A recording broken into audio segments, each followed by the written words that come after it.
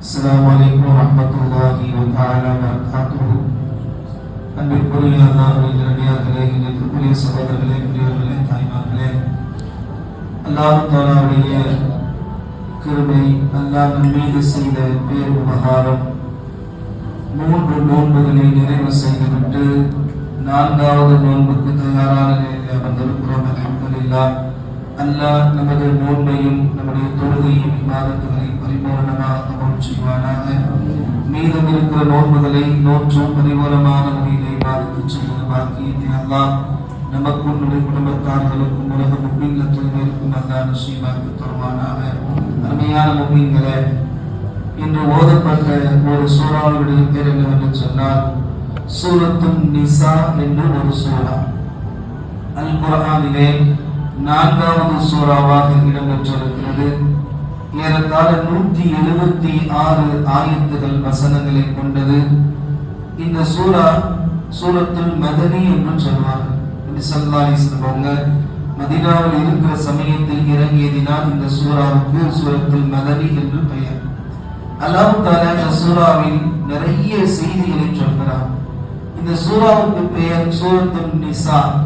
நிசா என்று சொன்னால் பெண்கள் என்று அரபியிலே சொல்வார். அரபியில பெண்களுக்கு நிசா என்று சொல்வார்கள். அல்லாஹ் பெண் என்ற ஒரு பெயரிலே ஒரு சூறாவையை இறக்கி வைத்திருக்கிறார். ஆண்களுக்கு அர்-ரிஜால் என்று சொல்வார்கள். ஆண் என்று ஒரு பெயர்ல ஒரு சூறா கிடையாது குர்ஆன். ஆனா பெண் என்று அன்-நிசா என்று ஒரு அத்தியாயத்தை 176 வசனங்களை கொண்ட ஒரு சூறாவை அல்லாஹ் இறக்கி வச்சுட்டு இதுல பெண்கள் சம்பந்தமா நிறைய செய்திகளை சட்டங்களாக சொல்கிறான். பெண்கள் சம்பந்தமாக என்பதை தாண்டி ஒரு குடும்பத்தினுடைய வாழ்க்கை எப்படியெல்லாம் இருக்க வேண்டும், குடும்பம் என்றால் என்ன, கணவன் மனைவி என்றால் என்ன, எப்படியெல்லாம் இருக்க வேண்டும் என்பது தொடர்பாக நிறைய சட்டத்தை அல்லாஹ் பேசுகிறான். அதுல குறிப்பாக பெண்கள் கடைபிடிக்க வேண்டிய நெறிமுறைகள், அதே மாதிரி யாரை திருமணம் செய்வது கூடும், ஒரு ஆண் எந்த மாதிரி பெண்ணை திருமணம் செய்வது கூடும், யாரை திருமணம் செய்வது கூடாது, மகர் கொடுக்கிறது எப்படி, ஒரு ஆணாக இருந்தால் அவன் திருமணம் முடிக்கிற போது பெண்ணுக்கு மகர் என்ற மகர் கொடையை கொடுக்க வேண்டும். இன்னும் சொத்துரிமை மிக முக்கியமானது. இந்த சொத்தை பற்றி அல்லாஹ் சொல்றான். ஒரு ஆணுக்கு எவ்வளவு சொத்து, ஒரு பெண்ணுக்கு எவ்வளவு சொத்து என்பதை பற்றியும், ஒரு சொத்தை எப்படி பங்கிட வேண்டும் என்பதை பற்றி அல்லாஹ் சொத்துரிமை பாகம் பிரிவினை பற்றி அல்லாஹ் பேசுகிறான். தயம்மம், ஒளி செய்வதற்கு முடியாத போது தயம்மம் என்ற ஒன்றை அல்லாஹ் தந்திருக்கிறான். அந்த தயம்மம்னா என்ன, அதை பத்தி அல்லாஹ் சொல்கிறான். அச்ச நேர தொழுகை, போர் நடக்கிற சமயத்துல கூட தொழுகையை விடாம தொழுகணும். அது எப்படி தொழுகணும், ஒரு கூட்டம் போர் செய்யும், ஒரு குழு இன்னொரு குழு தொழுதுகிட்டு இருக்கணும் என்ற அந்த தொழுகையினுடைய முறைகளை பற்றி எல்லாம் அல்லாஹ் பேசுகிறான். இப்படி நிறைய செய்திகள், நம்முடைய வாழ்க்கைக்கு தேவையான முக்கியமான செய்திகள் எல்லாம் அல்லாஹ் இந்த சூரத்துன் நிசாவில் சொல்கிறான். இந்த சூறாவை பற்றி சொல்கிற போது அப்துல்லா இப்னு மஸ்ஊத் ரலியல்லாஹு தஆலா என்று சொல்லக்கூடிய ஒரு சஹாபி சொல்வாங்க, சூரத்துன் நிசாவுல ஒரு 5 ஆயத்து இருக்கு, மொத்தம் 176 ஆயத்து. இதுல ஒரு 5 ஆயத்து எனக்கு ரொம்ப பிடிச்சது அப்படின்னு இப்னு மஸ்ஊத் ரலியல்லாஹு தஆலா சொல்றாங்க. அப்துல்லா இப்னு மஸ்ஊத் ரலியல்லாஹு தஆலா மிகப்பெரிய ஒரு குர்ஆனுடைய விரிவுரையாளர்கள் இவங்க. எனக்கு 5 ஆயத்து இந்த சூறால ரொம்ப பிடிக்கும். எவ்வளவு பிடிக்கும்னு சொன்னா, இந்த 5 ஆயத்து இதை நான் படிப்பது, தெரிந்து கொள்வது, இந்த உலகமே எனக்கு கிடைக்கிறத விட இந்த 5 ஆயத்து எனக்கு ரொம்ப பெருசு அப்படின்னு சொல்றாங்க. இந்த உலகத்தை எனக்கு தந்தா கூட அதை நான் ஏத்துக்கிற மாட்டேன். இந்த உலகத்தில் இருக்கக்கூடிய எல்லாத்தையும் விட எனக்கு இந்த 5 ஆயத்து ரொம்ப பிடித்தமானது, ரொம்ப முக்கியமானது என்று நான் கருதுகிறேன் என்று சொல்லிட்டு அந்த 5 ஆயத்தை நமக்கு சொல்லி தர்றாங்க. அல்லாஹ் சொல்கிறான், இன்னல்லாஹ லா யலிது மிஸ்கால தர்ரத்தின் வ இன் தகு ஹஸனத்தன் யுதாயிஃபுஹா வ யுஹ்தி மின் லதுன்க அஜ்ரன் அதீமா. இது உண்மையிலேயே நம்ம யோசிச்சா கூட இந்த மாதிரி ஒரு செய்தி அல்லாஹ் சொல்றானா, இது உண்மையிலே ரொம்ப பெருசுதான். வேற எல்லாத்தையும் விட இது நமக்கு கிடைச்சிச்சுன்னா ரொம்ப பெரிய பாக்கியம் நமக்கு கூட தோணும். என்ன இதனுடைய அர்த்தம்னா, நிச்சயமாக அல்லாஹ் கடுகளவு கூட நமக்கு அநியாயம் செய்ய மாட்டான். நம்ம அல்லாஹ்வுக்கு நிறைய அநியாயம் பண்ணிட்டு இருக்கிறோம். ஆனா அல்லாஹ் நமக்கு என்ன செய்ய மாட்டான், கடுகளவு. மிஸ்கால தர்ரத் என்ற வார்த்தை கடுகு, அதை விட சின்ன பொருள் இருக்கிறதே கடுகுன்னு சொல்லுவோம்ல, அந்த கடுகளவு விட சின்ன விஷயத்தினோட அல்லாஹ் நமக்கு அநியாயம் செய்வான்.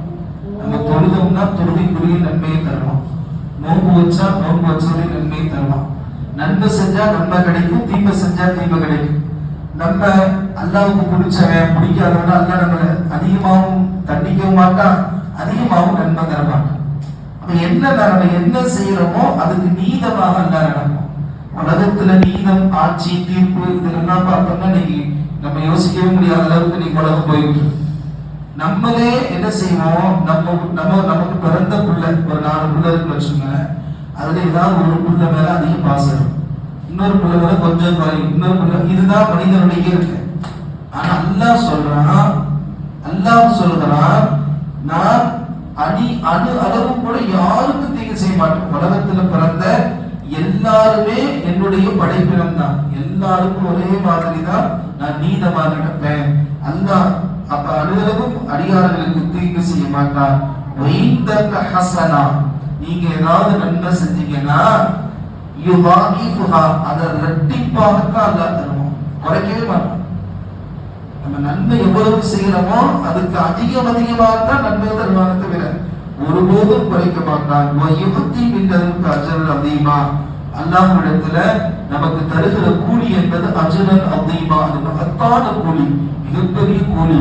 எனவே அல்லாஹ் நமக்கு எதுவும் தரமாட்டான் அப்படின்னு நினைக்காதீங்க, ரப்பு நமக்கு நிறைய தருவான் என்ற இந்த ஆயத்து எனக்கு ரொம்ப பிடிச்சதுன்னு சொல்றான்.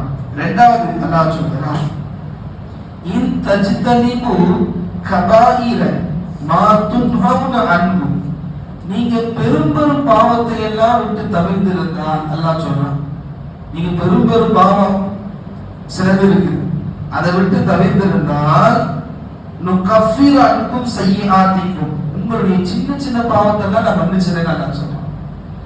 மன்னிக்கிறது மட்டுமல்ல, வனுதுகிலுக்கும் முதுகலன் கரீமா, ஒரு உயர்வான ஒரு சந்தையான ஒரு இடத்துல உங்களை நுழைய வைப்பேன் அல்லாஹ் சொல்றான். அதுதான் சொர்க்கம்.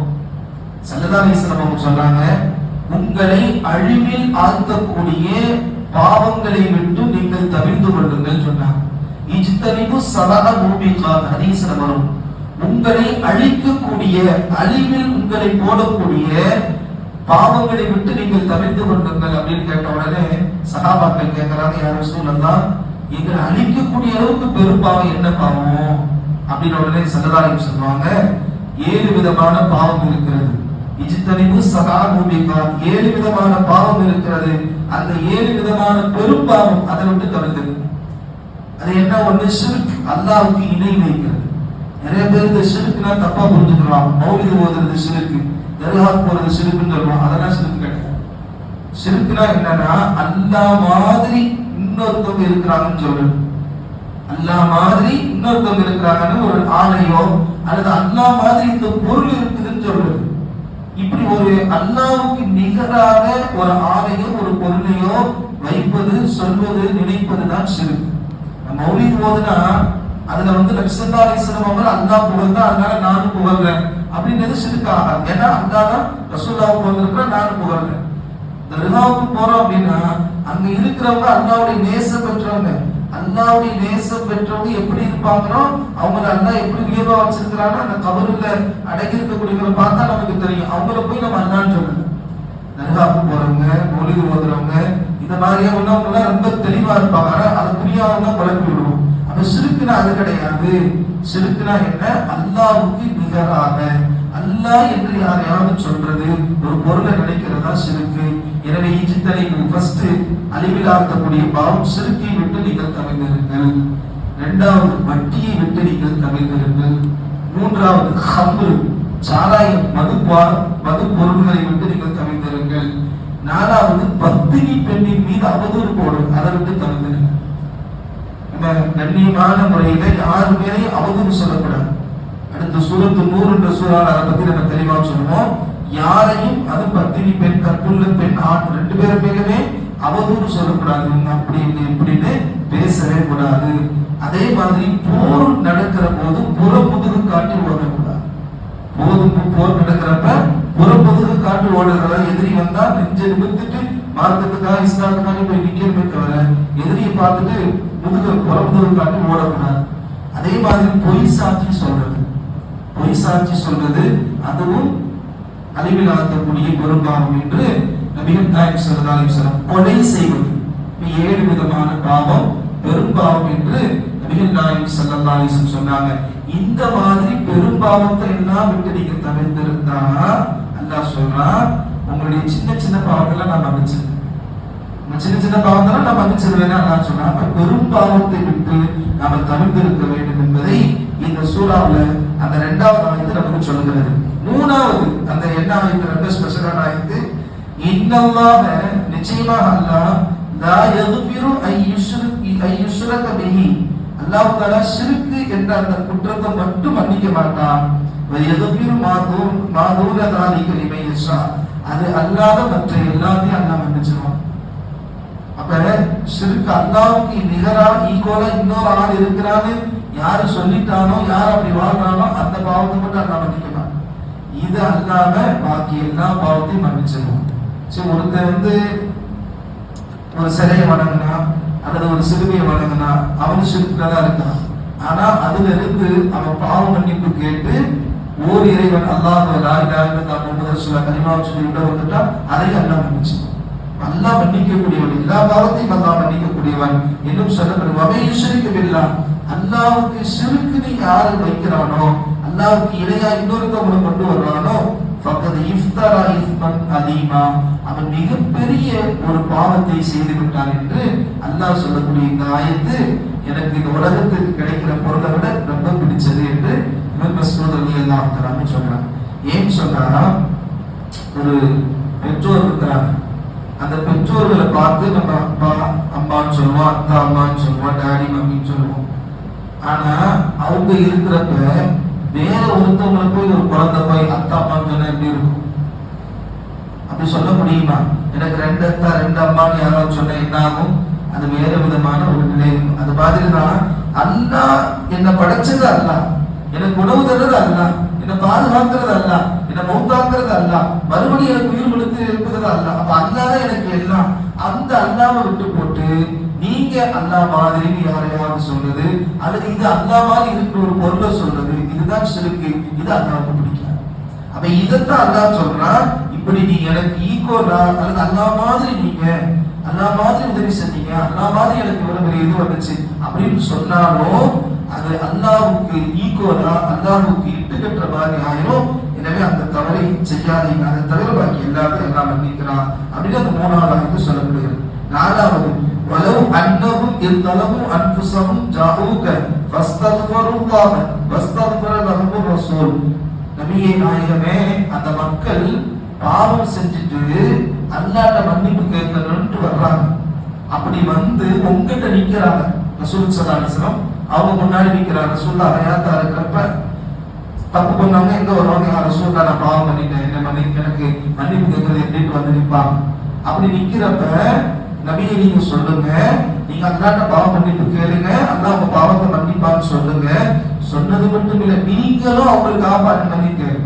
ரசூலுல்லாஹ் நமக்காக என்ன செய்யுமா? பாவ மன்னிப்பு கேட்கணும். அப்படி நீ அவங்களும் பாவ மன்னிப்பு கேட்டு நீங்களும் அவங்களுக்காக பாவ மன்னிப்பு என்கிட்ட கேட்டா அவங்களுடைய பாவத்தை நான் மன்னிக்கிறேன்னு அல்லாஹ் சொன்னான்.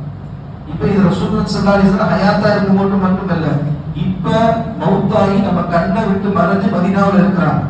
இப்போ ஒருத்தர் தவறு பண்ணிட்டார், ரசூலுல்லாஹ்வுடைய கபருக்கு முன்னாடி போய் நிற்கிறார். யா ரசூலல்லாஹ், நான் இந்த தவறு பண்ணிட்டேன், அல்லாஹ்ட்ட எனக்காக நீங்க மன்னிப்பு கேளுங்க, அல்லாஹ்வே என்ன மன்னிச்சிரு. ரசூலுல்லாஹ் நீங்க அல்லாஹ்ட்ட மன்னிப்பு கேட்டு எனக்கு மன்னிப்பு வாங்கிட்டாங்கன்னு இப்பயும் இந்த ஆயத்து பொருந்தும். எனவே நாம தவறு செய்து விட்டால் அல்லாஹ்ட்டே மன்னிப்பு கேட்கணும். ஸல்லல்லாஹு அலைஹி வஸல்லம் அவங்கள்ட்ட சொல்லி, யா ரசூலல்லாஹ் எனக்காக நீங்க மன்னிப்பு வாங்கிட்டாங்கன்னு கேட்கணும். இந்த ஆயத்து எனக்கு ரொம்ப பிடிச்சதுன்னு சொல்லி இப்னு மஸ்ஊத் ரலியல்லாஹு தஆலா சொல்றாங்க. 5வது ஆயத்து, வமையமல் சூஅ, யாராவது ஒருத்தர் ஒரு தவறு பண்ணிட்டார், சூனா கெடுதி, தீமை, பாவம் பண்ணிட்டார். பாவம் பண்ணிட்டு அவங்க எதுவும் அல்லது தனக்குத்தானே ஏதாவது ஒரு அநியாயம் செஞ்சுட்டார். அப்படி செஞ்சுட்டவரு என்ன செய்யறாரு? சும்மா யஸ்தக்ஃபிருல்லாஹ், அல்லாஹ்ட்ட வந்து மன்னிப்பு கேட்கிறார். பாவம் செஞ்சவரு அவர் வேற யாருக்காவது பாவம் செஞ்சாலும் சரி, தனக்குத்தானே ஏதாவது பாவம் செஞ்சுக்கிட்டாலும் சரி, அப்படி பாவம் செஞ்சதுக்கு பின்னால ஐயோ நம்ம செஞ்சது பாவம் தப்புன்னு மனசுல நினைச்சு அல்லாஹ்ட்ட மன்னிப்பு கேட்டா, யஜிதில்லாஹ கஃபூரர் ரஹீமா, அல்லாஹ்வே நீங்கள் மன்னிப்பு உள்ளவனாக மன்னிக்கிறவனாக பெற்றுக்கொள்வீர்கள் அப்படின்னு அல்லாஹ் இந்த சூரத்து நிசான்னு சொல்றான். இந்த 5 ஆயத்துமே ரொம்ப அற்புதமான ஆயத்து. இதை நினைச்சு பார்த்து இதனுடைய அர்த்தங்களை புரிஞ்சோம் சொன்னா ரப்பு இவ்வளவு நமக்கு சலுகை தருகிறானா என்பதை நாம் விளக்க முடிகிறது.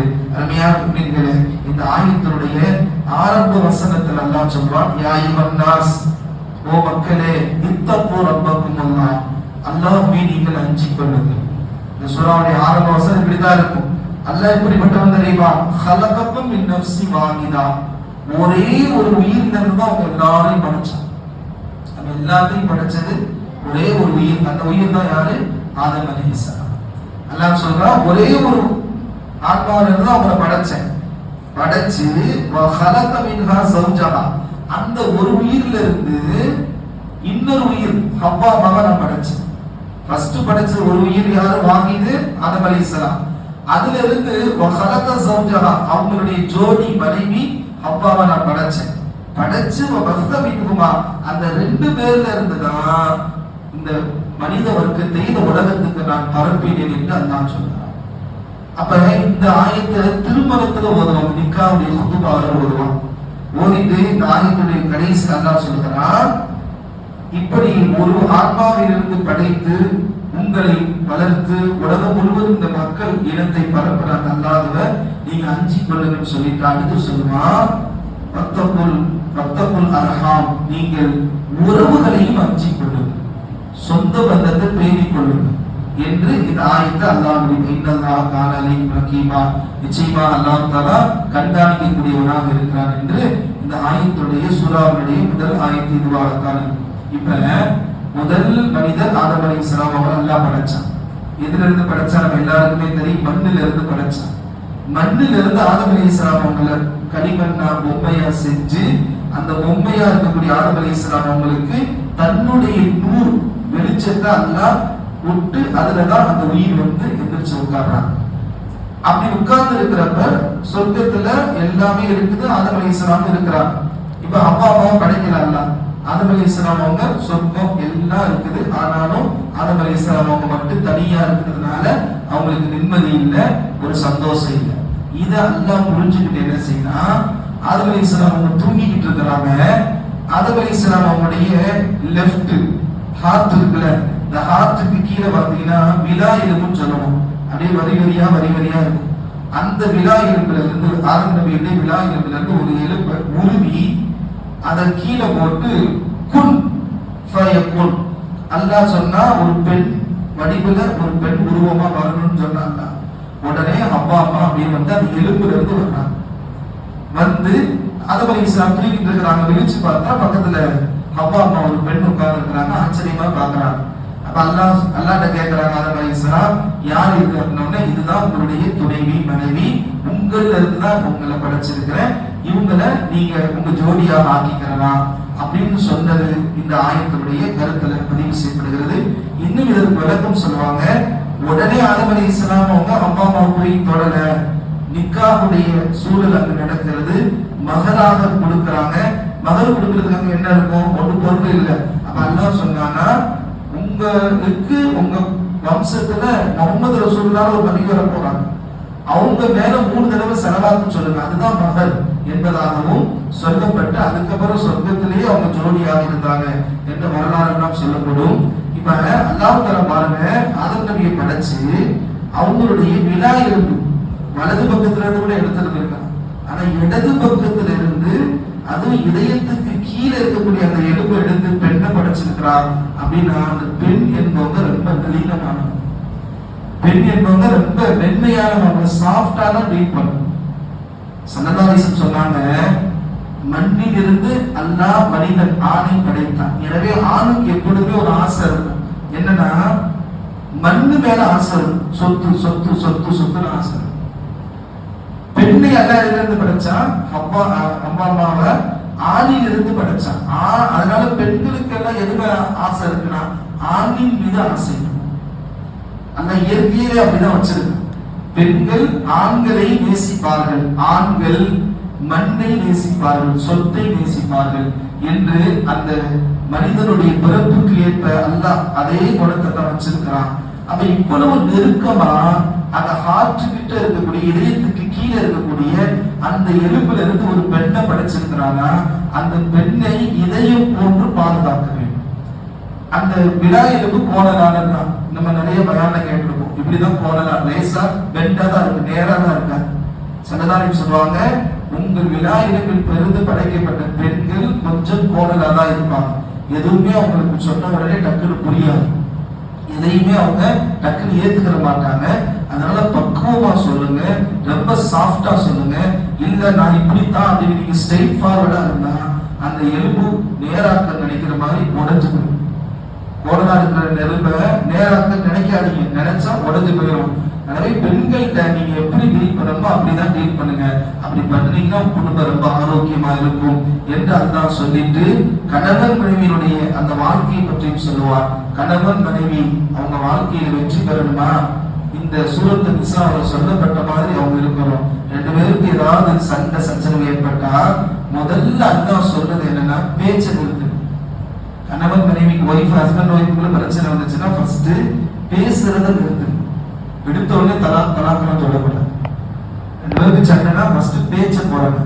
பேசாம இருந்தா யோசிப்பாங்க, எதுக்கு நம்ம கணவர் பேச மாட்டாங்க, எதுக்கு நம்ம ஒய்ஃப் பேச மாட்டாங்க அப்படின்னு சொல்லிட்டு அவங்களுக்குள்ள இருக்கக்கூடிய அந்த பிரச்சனையை யோசிக்க ஆரம்பிப்பாங்க.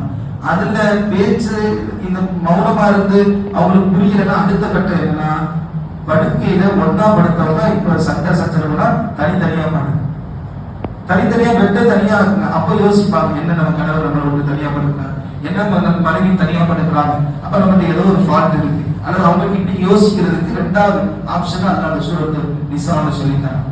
இதுலயும் அவங்க புரியல, அவங்க கேட்கல அப்படின்னா அடுத்து மூணாவது கட்டமா அல்லாஹ் சொல்றான், அட்வைஸ் பண்ணுங்க. இல்லம்மா இப்படி எல்லாம் இருக்கக்கூடாது, இல்லங்க இப்படி எல்லாம் இருக்கக்கூடாது. ரெண்டு பேருக்கு தான், கால் மட்டும் பெண்ணுக்கு பெண்மன் அப்படின்லாம் இல்லை. ரெண்டு பேரும் யார் பக்கம் தப்பு இருக்கிறோம் அவங்க அட்ஜஸ்ட் பண்ணி பேசணும். ஃபர்ஸ்ட் பேச்சை குறைக்கணும், ரெண்டாவது பெட்டை தனிமையாக்கணும், மூணாவது உட்கார்ந்து அட்வைஸ் பண்ணணும். அப்படி அட்வைஸ் பண்றப்ப சிலதான் சொல்றாங்க, வெறும் அட்வைஸ் பேச்சாதான் இருக்கணும், கையில அடிக்கக்கூடாது. அப்படியே அடிக்கிற மாதிரி சூழல் வந்தாலும் முகத்தில் அடிக்காது. பெண்களை முகத்தில் அடிக்காதீங்க, ஏன்னா அவங்களுக்கு முகம்தான் அழகு. முகம் இல்லைன்னு சொன்னா அவங்க அழகு போயிடும். அதனால முகத்துல பெண்களை அடிக்காது. அப்படின்னு மூணாவது கட்டத்தை எல்லாம் சொல்லி அடுத்து சொல்றான், இதுல சரியாயிடும். அப்படி இதுலயும் சரியாகலன்னு சொன்னா கணவன் பக்கத்துல இருந்து ஒரு 2-3 பேர், மனைவி பக்கத்துல இருந்து ஒரு 2-3 பேர், சொந்தக்காரங்க நல்லவங்க நல்ல நண்பர்கள் வந்து உட்கார்ந்து பஞ்சாயத்து பண்ணணும். அப்படி பண்றவங்க என்ன செய்யணும், ரெண்டு பேரையும் சேர்த்து வைக்கணும்ன்ற எண்ணத்துல வரணும். இல்லைன்னா போய் பிரிச்சு அப்புட்டு வந்துடலான்ற எண்ணத்துல வரக்கூடாது. அப்ப அந்த மாதிரி உள்ளவங்களை கூப்பிட்டு வந்து பேச வைங்க. எவ்வளவு அல்ல அழகா சொன்னாலும் இது எதிரையாவது ஒண்ணு மாற்றத்தை அல்ல தந்துடும். அதுலயும் அந்த பேசி சமாதானமா ஆகல அப்படின்னு சொன்னா அடுத்த 5வது கட்டத்துலதான் தலாக்கோ அல்லது குலாவோ அந்த பெண்ணு வாங்கணும். அப்படி வாங்கி ஒரு தலாக், நான் உன்னோட வாழ விரும்பலன்னு ஒரு ஆண் சொன்னா அதுக்கு பேர் தலாக். ஒரு பெண் சொல்றாங்க, உன்னோட எனக்கு வாழ விரும்பல, என்ன விடுதலை செஞ்சிருன்னு சொன்னா அதுக்கு பேர் குலான்னு சொல்லுவாங்க. இது கூட ஒரு தடவை சொல்லிட்டு 3 மாசம் அவங்களுக்கு கேப்.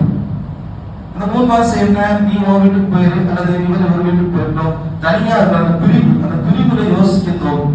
ஐயோ நம்ம கணவர் இப்படி எல்லாம் நம்ம கூட இருந்தாரு, நம்ம மனைவி இப்படி எல்லாம் நமக்கு செஞ்சாங்களே, இப்ப நம்ம தனியா இருக்கிற அந்த 3 மாசத்துல யோசிச்சு அந்த 3 மாசம் முடியறதுக்குள்ள நமக்கு மனசு மாறிடுச்சுன்னா அவங்க 2 பேரும் சேர்ந்துக்கலாம். ஒரு தலாக் கூட முடிச்சு முடியும்.